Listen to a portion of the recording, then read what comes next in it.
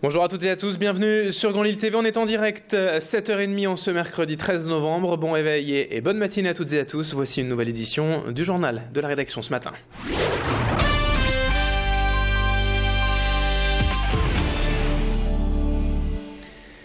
Et on démarre tout de suite cette édition avec l'appel aux dons d'urgence lancé par les associations du monde entier après le passage du typhon Haiyan aux Philippines. Alors que sur place, les secours tentent de s'organiser mais ont encore beaucoup de mal à rejoindre certaines zones dévastées. Les associations humanitaires du Nord-Pas-de-Calais se mobilisent avec des pompiers du Nord déjà partis sur place avec le groupe Secours Catastrophe français. La Fondation de Lille appelle également les habitants mais aussi les entreprises et les collectivités à faire un don pour financer l'aide d'urgence sur place. Vous pouvez donc envoyer vos dons via le site internet fondationdelille.org ou encore par chèque à l'adresse suivante: Fondation de Lille, opération Philippines, 99 rue Saint-Sauveur, boîte postale 667 59 033 Lille CEDEX. Et pour en savoir plus, nous avons joint hier par téléphone une des responsables de l'association de la Fondation de Lille. Je vous propose de l'écouter. À la Fondation de Lille, les fonds sont affectés suite à une décision des comités d'éthique et d'arbitrage qui se réunissent pour décider de l'affectation précise des fonds. Et la Fondation paye sur facture chacune des dépenses. Donc elle ne verse pas de subvention, mais pour avoir une bonne traçabilité de l'utilisation des fonds, elle paye sur facture du matériel pour les pompiers par exemple, leur billet d'avion pour se déplacer, ou alors après ça peut être du matériel pour reconstruire un hôpital ou autre chose. Une information en bref également dans ce journal et dans le dossier de la vente de la Redoute. Martine Aubry et quelques maires de l'agglomération lilloise ont donc pu rencontrer hier après-midi à Paris François-Henri Pinault. Le PDG de Kering a tenté de rassurer les élus nordistes en réaffirmant que le repreneur de la Redoute serait choisi en fonction de la pérennité et de la solidité du projet industriel. Pour autant, la maire de Lille a déclaré hier attendre des mesures concrètes quant à l'avenir de la Redoute. Et le combat pour éviter un maximum de suppression de postes est donc loin d'être terminé.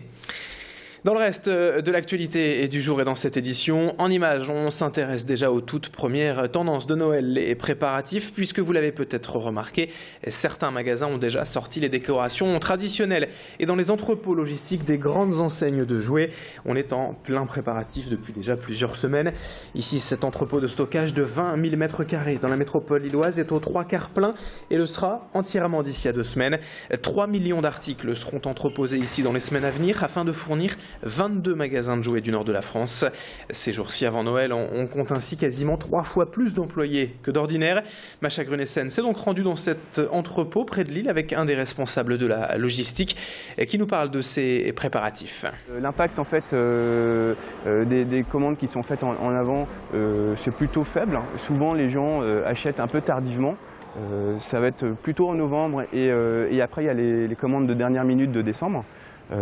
Et c'est vrai que pour nous c'est assez difficile à prévoir parce qu'il faut qu'on ait le stock vraiment le plus longtemps possible et qu'on évite les pénuries en magasin, sinon le client n'est pas content, quoi. Au niveau logistique, ça va être de pouvoir livrer le plus vite possible le produit en magasin. Et ça c'est notre travail nous au quotidien en fonction de nos commandes spécifiques qui sont faites soit par les magasins parce qu'il y a une commande client bien spécifique, soit par nos approvisionneurs ou nos acheteurs. Hier soir, à la salle du gymnase à Lille, près de 120 enfants étaient rassemblés sur scène pour fêter l'anniversaire du Petit Quinquin. La célèbre berceuse nordiste a en effet été écrite à Lille, dans le quartier de Saint-Sauveur, en 1853. Par Alexandre Desrousseaux. Le Petit Quinquin est ensuite devenu la chanson de marche des soldats nordistes lors de la guerre franco-prussienne en 1870 et depuis bien sûr l'un des symboles de notre région. Les enfants de l'école de musique de Lille Centre ont donc joué un spectacle spécial pour célébrer les 160 ans de la chanson hier. Cette soirée mettait fin d'ailleurs à une série d'événements organisés depuis quelques mois par la ville de Lille. Idil Gunaï y était pour Grand Lille TV et on écoute justement ces enfants à propos de ce que représente pour eux le Petit Quinquin. La chanson qui représente le Nord et Lille. C'est un peu notre hymne national à Lille. C'est un peu quand on vient dans le nord de la France, on se dit c'est un peu une référence au nord de la France.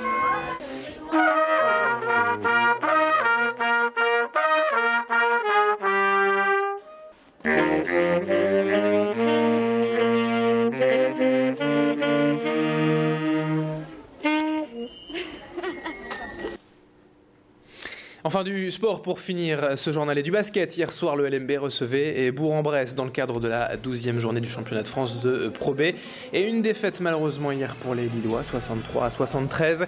Après 3 victoires consécutives à domicile, le LMB a donc chuté hier soir face à l'une des meilleures équipes du championnat.